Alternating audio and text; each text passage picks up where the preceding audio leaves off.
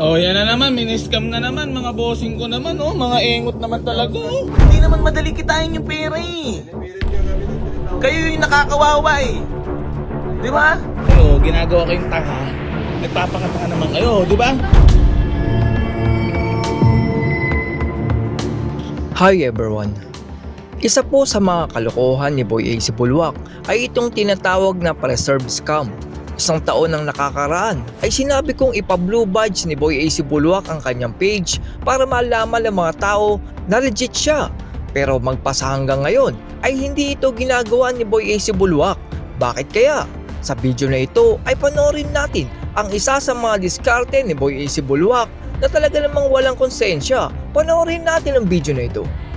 Nagsimula ang video sa pagtawag ni Boy AC Bulwak sa mga customer ng engot at nagpapakatanga dahil sa customer na na-scam. Oh, yan na naman, miniscam na naman, mga bossing ko naman, oh, mga engot naman talaga, oh. Kaya nga, eh. Madam, ganito ha, minumuraan yung presyo para mag-down kayo, ginagawa kayong tanga, nagpapakatanga naman kayo, di ba? 500. Oo, madam, yun nga, lagi ko sinasabi, no video all, no down payment. Teka, saan kayo? Limos lang. Ayan, mga bossing, meron na naman na scam, oh, ano ba naman yan, oh? Dito ay sinabihan pa ni Boy AC Bulwak na ang tatanga ng mga customer at minura pa niya sa halip na maawa. Ayop naman to mga bossing ko, paulit-ulit na ako, nakakabwisit naman, oh. Pipilit nga kami na. Hindi naman madali kitain yung pera, eh. Pipilit nga kami ng 3,000. Kayo yung nakakawawa, eh. Di ba? Mga bossing, huwag naman kayo maging tanga. Please lang, oh. Kami hindi kami nawawala. Kayo nawawala. Ina naman. Ang tatanga naman. Patulit ka nga. Buti na lang, 1,000 lang dinaw nyo. QR code pala. Buti naman. So yung mga bossing ko, bali pinauulit-ulit ko naman sa inyo lagi. Oh, please lang. Kasi sayang yung perang dinadown nyo. Napansin naman ng mga netizen na bakit parang mura nga ata nakukuha ni Boy AC Bulwak ang mga sasakyan.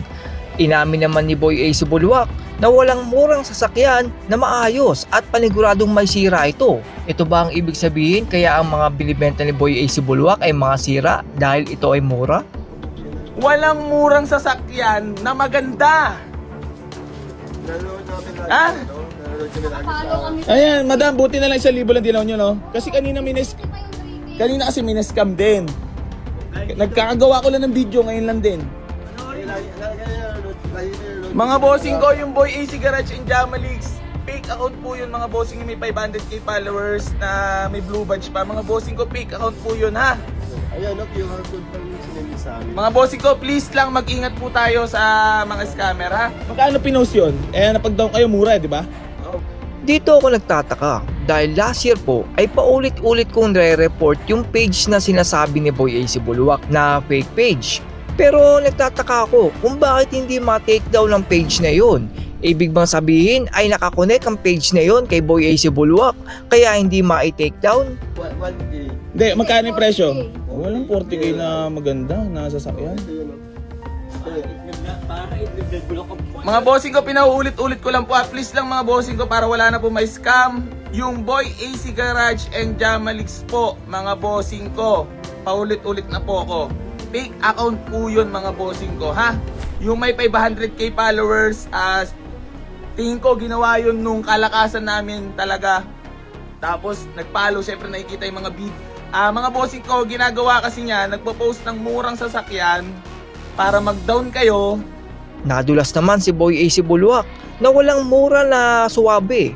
Kaya ibig bang sabihin nito ay alam ni Boy AC Bulwak na sira ang kanyang binibenta? Wala namang problema doon pero sana sabihin mo sa customer na sira ang kotse at hindi palagi mong sinasabi na in good working condition. Kasi syempre kayo, alam niyo naman mga Pinoy, pag mura, Ito yun, no? gustong gusto. Di ba? Tapos pag mura, may sira-sira ganito, eh wala namang 40,000 mga bossing ko na talagang suwabe. Maganda yung pintura, walang ganon. Kasi dati mga bossing ko, nagbibenta naman ako ng sasakyan na ganong kamura. Kami nag ano? Pero yung pinapost dun sa Boy AC Garage and Jamalix mga bossing ko, too good to be true masyado. Please lang, walang 40,000 na swabing-swabe. Minumurahan lang nila yung presyo para mag-down kayo.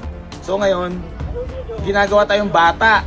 So ngayon, wag tayo mga bossing ko, wag tayong magpauto sa social media kasi sayang po yung perang dinadown nyo. Ha? Please, mga bossing ko, ginagawa tayong tolongges ng mga scammer, wag tayong magpatolongges.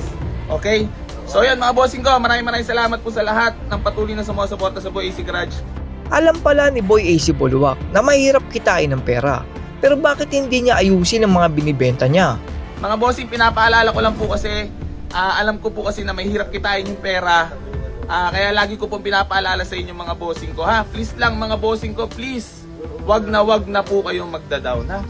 Ayan, buti sila bossing ko, 1K lang ang dinown. Lan, murahin mo nga scammer. Wala kayong awa sa tao. Ay ko. Dito ay nagtataka ako dahil alam na alam ni Boy AC Buluwak ang diskarte ng scammer na parang siya ang gumagawa noon. Dahil mapapansin na hindi man lang tumitigil ang kanyang salita na parang alam na alam niya ang diskarte ng scammer. Ang galing! Ayan mga bossing ka, buti 1,000 lang dinown nila. Please mga bossing ko, wag po kayo magda-down. Ha? Para po sa ikabubuti ng lahat. Tago namin mag-reserve ko na ng 3,000. Pareho. Mga hindi 1K. So sunod, boss, wag na po kayo magda-down, ha? So yun mga bossing ko, paalala ko lang po sana maraming makapanood nito. Para iwas na po tayo sa may scam na mga followers natin. Kasi kinukuha po nila yung video or kumukuha na ibang picture, tapos ipopost doon sa Boy AC Garage and Jamalix, tapos mumurahan yung presyo para mag-down kayo. Ganun po ginagawa ng mga scammer na yan. Kaya lagi ko pinapaalala, mag-walk-in na lang kayo dito sa garahe para makapamili kayo ng maigi at malaman yung legit. Ha? Sinabi naman ni Boy AC Buluwak na walang matinong mura na parang sinasabihan niya ang kanyang binibentang kotse na katakataka ang presyo dahil sa mura.